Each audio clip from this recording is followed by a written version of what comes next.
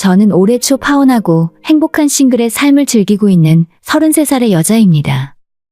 최근 들어 주변 지인들의 결혼한다는 소식이 유난히 많이 들려오는 것 같은데 제가 악담을 하는 건 아니지만 결혼을 준비하다 보면 저처럼 파혼을 하는 사람들도 나오게 마련이더라고요. 이유 없이 결혼하는 사람 없듯이 파혼하는데도 다 각자의 이유와 사연들이 있습니다.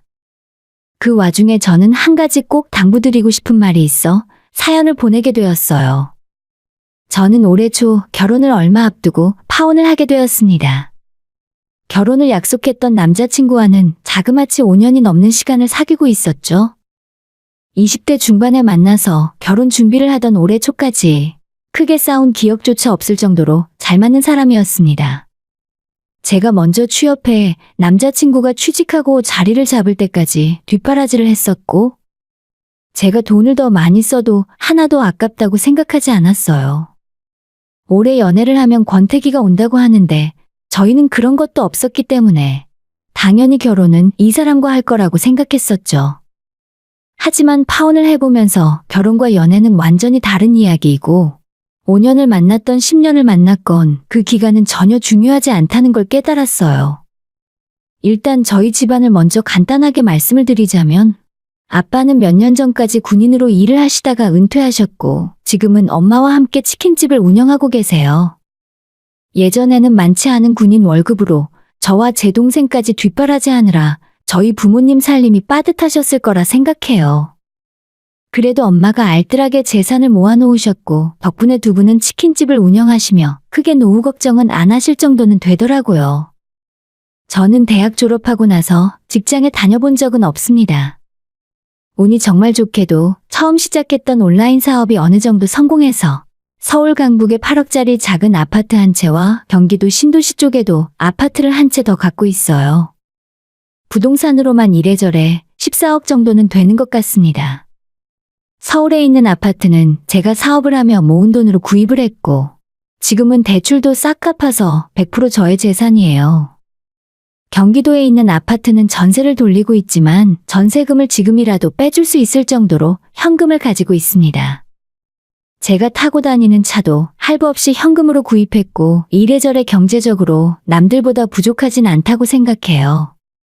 결혼할 당시에는 바로 쓸 수 있는 여유자금으로 1억 정도가 있었기 때문에 부모님의 도움을 안 받고 그 돈으로 모든 걸 다 해결할 생각이었죠. 저는 이 정도면 제가 결혼할 때 남자 쪽 집안에 숙이고 들어갈 필요는 없을 줄 알았습니다. 제 남자친구는 평범한 회사원입니다. 유명 대기업까지는 아니지만 나름 괜찮은 회사였고 복지도 좋은 편에 연봉은 5천만 원이 넘는다고 들었어요. 적지 않은 연봉이지만 돈은 많이 모으지 못한 것 같더라고요. 차도 10년은 넘어 보이는 국산차를 타고 다니고 아직 부모님 집에 얹혀 살고 있습니다. 결혼 자금으로 모아놓은 돈은 5천만 원이 채 안 된다고 들었어요. 경제적인 부분은 저희가 결혼을 준비하면서 대략적으로 서로 오픈을 하게 된 거지만 남자친구에게 저의 모든 재산을 다 알려주지는 않았습니다. 왜냐하면 남자친구 쪽에서 먼저 요즘은 반반 결혼을 많이 한다며 저희가 동등하게 결혼 준비를 해오는 걸 원했기 때문이에요. 그래서 저도 굳이 여유가 더 있었지만 많이 해갈 수 있다고 말하지 않았고요. 차차 결혼을 준비하면서 남자친구 하는 걸 보며 저도 비슷하게 맞춰갈 생각이었습니다. 사실 재산은 숨긴다고 완전히 숨길 수 없는 일이라서 결혼을 하면 다 알게 될 거고 제가 결혼 전에 모은 재산을 결혼하고 나서 남편과 나눌 생각은 없었어요. 그래서 남자친구는 제가 정확하게 뭘 갖고 있는지, 얼마나 돈이 있는지 전혀 짐작도 못하고 있었습니다. 그래도 연애 초기에 제가 서울 아파트를 구입하고 대출 갚느라 한참 힘들어 하던 걸 옆에서 봤기 때문에 그 집을 갖고 있다는 것 정도는 알아요. 그 뒤로는 뭘 산다고 말을 해본 적이 없었기 때문에 지금까지도 제가 그 아파트 하나만 있는 줄 알고 있을 겁니다.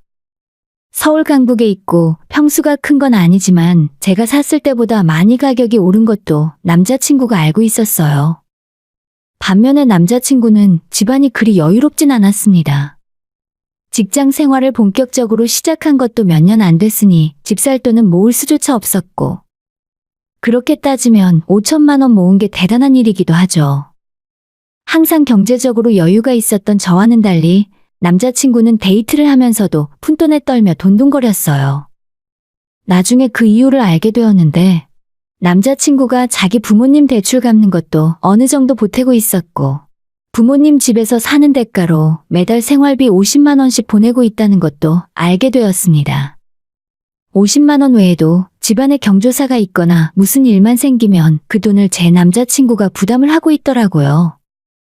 하지만 본인의 월급으로 그 모든 걸 전부 감당하기엔 힘들었는지 저한테 종종 신세 한탄을 하곤 했습니다. 우리 누나는 시집가고 전화도 잘 안 하더라. 자기 생활 빠듯하다고 부모님 용돈도 한 번 안 보내는 거 있지? 나한테 다 맡기니까 솔직히 나도 너무 힘들어. 그전까지는 별 생각이 없었는데 집안 이야기를 들을 때면 결혼을 해도 되는 건가 마음 한구석이 무거워지곤 했어요. 이러다가 결혼하면 자기 버는 돈은 시부모님 뒷바라지 하는데 다 쓰는 거 아닌가 하는 생각이 들어 기분이 좋지 않았습니다. 당연히 시댁은 노후 준비 같은 건 전혀 되어 있지 않았고 오히려 남자친구가 자기 부모님 안보험료까지 내주고 있었어요. 걱정하지 마. 우리 부모님도 생각이 있겠지. 너한테 기댈 생각 없으니까 안심해. 해도 내가 알아서 할게.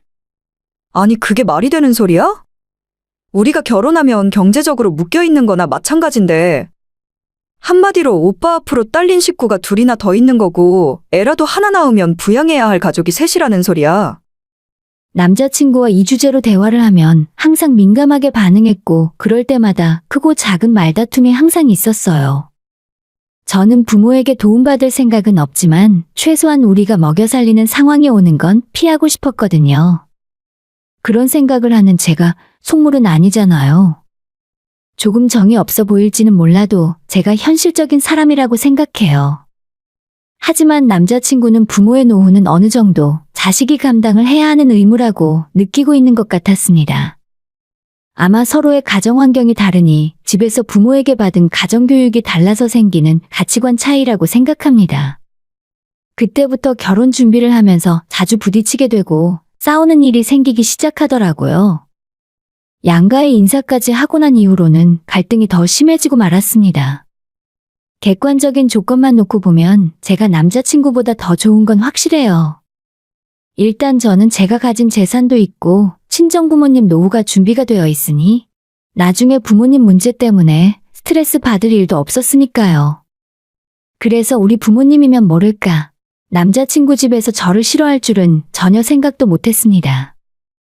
하지만 제가 그쪽 집에 인사드리러 갔을 때 그 집 부모님은 저를 전혀 다른 이유로 부족하게 생각하신다는 걸 알게 되었어요. 남자친구를 통해 제가 사업을 해서 수익이 적지 않다는 것과 서울에 아파트까지 가지고 있다는 걸 미리 인지하고 계셨을 거예요. 예비 시부모를 처음 만나 식사를 하면서 이런저런 이야기를 나누다가 저희 신혼집 문제를 먼저 꺼내신 건 남자친구의 어머니였습니다. 너가 사업한다고 들었는데 그게 월급 받는 것보다 낫니?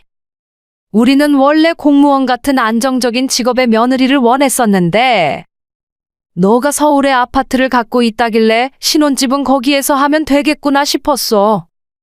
저는 한 번도 그곳에서 신혼생활을 시작한다고 이야기한 적 없었어요. 그 아파트가 작고 오래된 데다 저와 남자친구의 출퇴근 거리까지 너무 멀기 때문에 신혼집으로 쓸 생각도 없었거든요. 그래서 지금 혼자 살고는 있지만 결혼하면 세를 놓고 친정집 근처에 새로 생긴 신축 아파트에서 전세를 살 계획을 갖고 있었습니다. 하지만 제 대답을 들은 예비 시어머니의 얼굴 표정이 순식간에 딱딱하게 굳었습니다. 그래? 그럼 전세금은 우리 아들도 같이 보태야 하겠네.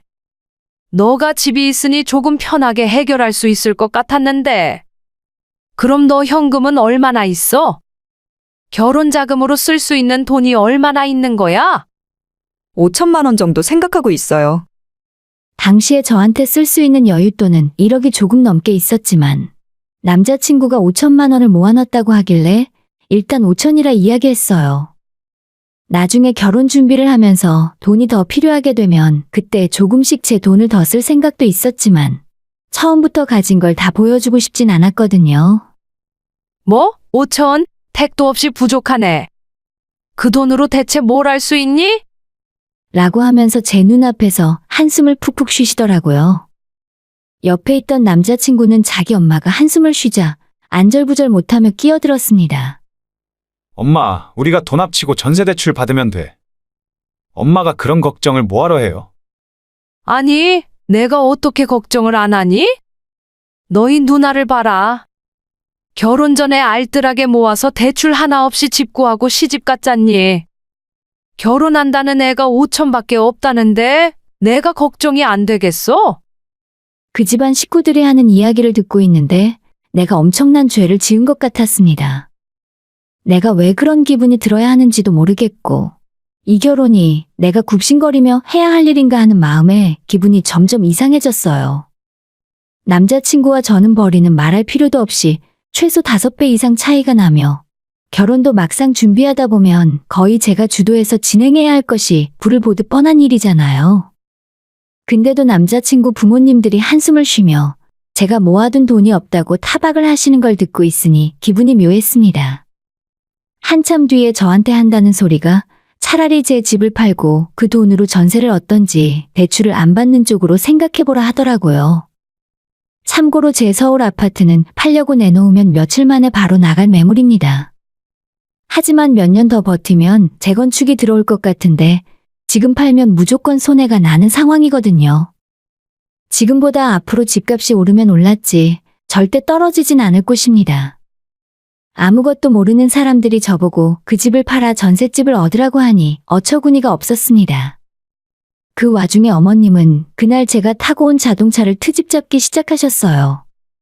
너는 그 와중에 외제차까지 타고 다니고 생각이 너무 부족한 거 아니니? 그걸로 알뜰하게 저금해서 결혼 자금에 보탤 생각을 했어야지. 저한테 겁도 없이 외제차를 샀다며 지금이라도 당장 제 차를 팔고 그 돈으로 집 구하는 데 보태는 게 어떻겠냐 하시더라고요. 아니요. 저는 사업하는 사람이라서 주변에 보이는 것도 중요하거든요. 그리고 제가 무슨 차를 타던 현금 다 주고 산 거라 걱정 안 하셔도 돼요. 뭐? 저 비싼 차를 현금을 주고 샀다고? 겁도 없다, 겁도 없어. 그러니 결혼할 돈이 없지. 저를 완전히 대역죄인으로 만드시더라고요. 자기 아들한테는 아무런 말도 안 하시면서 왜 저한테만 기준을 높게 잡고 돈을 더 가져오라 닥달이신지 속이 상하고 많이 혼란스러웠습니다. 그런데 정말 재미있는 건 잔뜩 못마땅한 얼굴을 하고 있으면서도 자기 아들이랑 결혼을 안 시키겠다는 말은 안 하고 상견례는 언제 잡을 거냐 물으셨습니다. 저는 이미 돈을 더 가져오라 눈치 줄 때부터 머릿속이 혼란스러웠기 때문에 결혼이고 뭐고 그날 대화가 더 이상 머리에 들어오지도 않았어요. 자리를 마무리하고 집에 돌아와서 저희 부모님이 예비 시부모가 어떠냐고 물어보시는데 솔직하게 대답을 못하겠더라고요. 제 부모님은 이미 결혼 승낙을 하신 상황에서 제가 그 집안 부모들한테 이런 꼴을 당하고 왔다는 걸 알게 되면 엄청 실망하실 것 같았어요. 결혼 안 하겠다는 말도 못하겠고 일단 상견례 날짜를 잡으라고 했다는 말만 하고 말았습니다. 그리고 나서 며칠 동안 저는 큰 고민에 빠지게 되었어요. 연애만 할 때는 보이지 않았던 남자친구와 예비 시댁의 경제력이나 전혀 준비가 안 된 것 같은 노후 문제, 그 와중에 제가 모아둔 현금이 부족하다며 한심해하는 시부모의 태도까지 모든 상황이 제 머리를 어지럽게 했습니다. 그래도 인사를 하러 다녀오면 그쪽 부모가 나를 어떻게 생각하는지 궁금하긴 하잖아요. 남자친구에게 오늘 어땠냐고 물어보고 또 한 번의 충격을 받게 되었습니다. 우리 엄마? 엄마는 너 마음에 든다고 하시던데. 빨리 상견례 날짜 잡고 결혼 준비하래. 아, 그래? 아까 오빠네 어머님이 나를 너무 안 좋아하시는 것 같아서. 원래 아들 있는 엄마들이 좀 그렇잖아. 자기 아들이 더 잘났고 아깝게 생각하시는 거지. 그러니까 너도 우리 엄마한테 예쁨 받으려고 노력 좀 더 해봐. 남자친구 입에서 예쁨 받으려 노력하라고 하니 기분이 너무 좋지 않았어요. 제가 굳이 그 집안 부모들에게 예쁨 받을 행동을 해야 할 이유를 모르겠더라고요. 나보고 예쁨 받을 짓을 하라고? 그거 어떻게 하는 건데? 그럼 오빠는 우리 부모님한테 뭐라도 노력한 적 있어? 그냥 내가 마음에 안 든다고 하시면 결혼 안 하면 그만이잖아. 뭘 그렇게 예민하게 반응해? 말이 그렇다는 거지. 근데 보통 며느리가 시어머니한테 잘 보이려고 애쓰는 건 당연한 거 아냐? 남자친구와 전화통화를 끊고 고민이 깊어진 저와는 달리 남자친구와 예비 시댁 쪽은 제가 그 집안 며느리라도 된 것처럼 저를 대했습니다.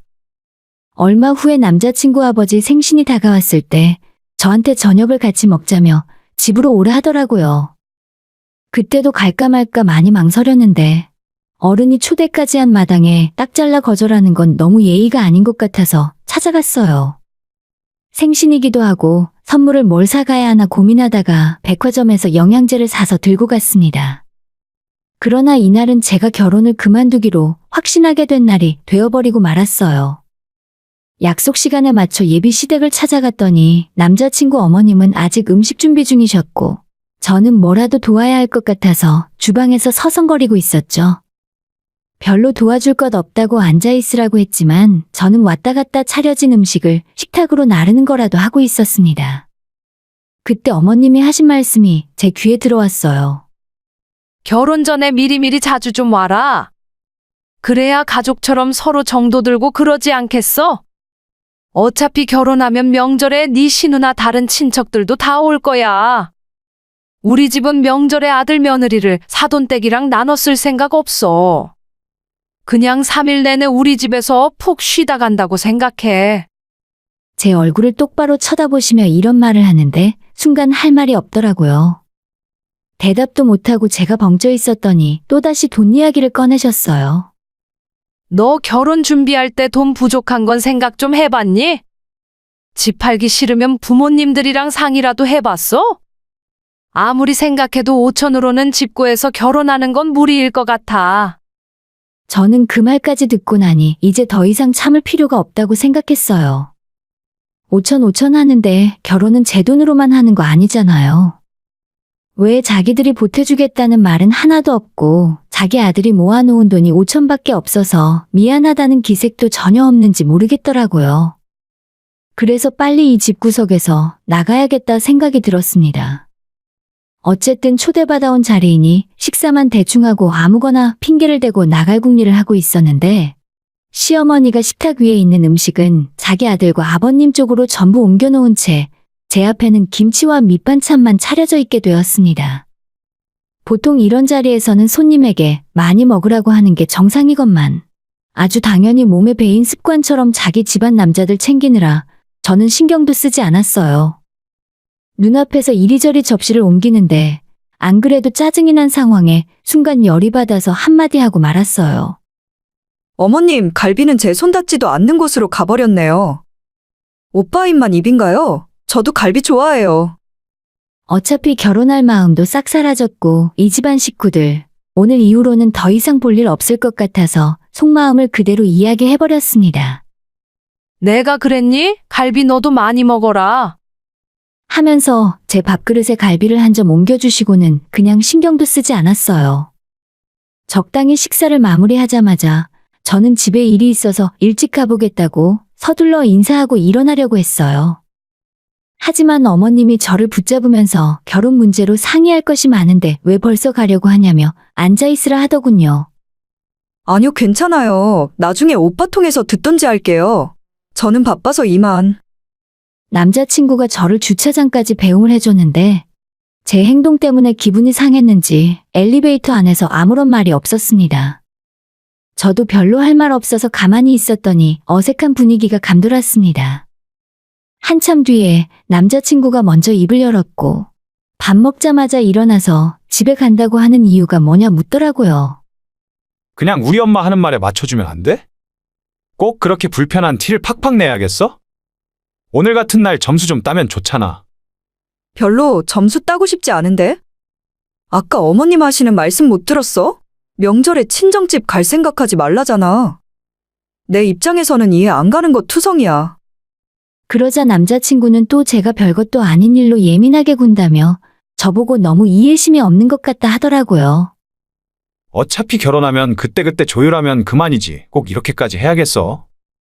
그것보다 엄마가 우리 신혼집 문제로 걱정이 많으신 것 같은데 일단 그걸 먼저 해결해야겠어. 부모와 자식이 진짜 똑같구나 싶더라고요. 분위기가 이런데 어떻게 집 이야기를 또 할 수 있을까 하는 생각이 들었습니다. 결혼 비용 이야기 잘했네. 나보고 모아둔 돈이 부족하다고? 내가 오빠보다 몇 배는 더 모아놨을 텐데 내가 부족한 거야? 우리 엄마가 그런 말을 한 건 내가 대신 사과할게. 근데 그건 그냥 어른들이 걱정해 주시는 것뿐이잖아. 왜 이렇게 이해심이 없어? 끝까지 저보고 이해를 못해서 생기는 문제라는데 너무 속이 답답했어요. 저보고 지금 이 상황을 어떻게 더 참고 이해하라는 건가 싶더라고요. 가뜩이나 스트레스가 머리끝까지 올라와 있는데 여기서 남자친구의 한마디가 결정타를 날리고 말았습니다. 내가 생각을 좀 해봤는데 우리 지금 현금이 너무 부족하잖아. 그래서 말인데 너가 갖고 있는 그 아파트를 우리 부모님한테 드리는 게 어떨까? 그 말을 듣자마자 무슨 기가 막힌 개소리를 하나 싶어 더 들어보기로 했죠. 우리가 엄마 사는 집에 들어가서 살고 부모님을 그 아파트에서 사시게 하자. 내가 봐도 자기가 가진 그 아파트는 지금 팔기 너무 아까워서 그래. 그래? 그럼 그냥 집만 바꿔서 살자고? 아니, 그냥 확실하게 우리 엄마 앞으로 등기 이전까지 해드려야지. 진짜 무슨 말을 하던지 완전 상상 초월이었습니다. 왜 남의 재산을 지들끼리 팔고 말고 누구 앞으로 명의를 바꾸네 만에 이런 결정을 하고 있는지 모르겠어요. 여기 어머님 집 얼마짜린데? 매매가 3억에 대출도 1억 끼어 있다고 하지 않았어?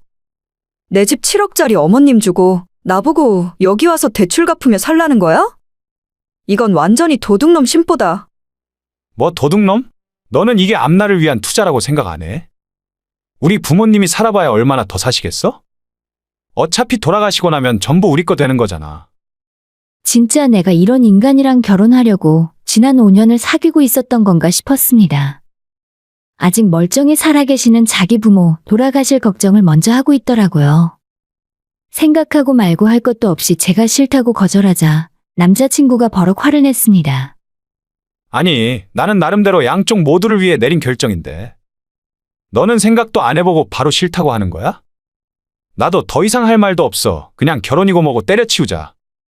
어차피 오늘 집에 돌아가면 헤어질 생각이었는데 이 사람 입에서 먼저 그 말이 나오길래 저도 바로 대답해줬어요. 때려치우자고? 그래 알겠어. 오빠 생각이 좀 그렇다면야. 내 집 7억짜리를 오빠네 엄마한테 그냥 주자고?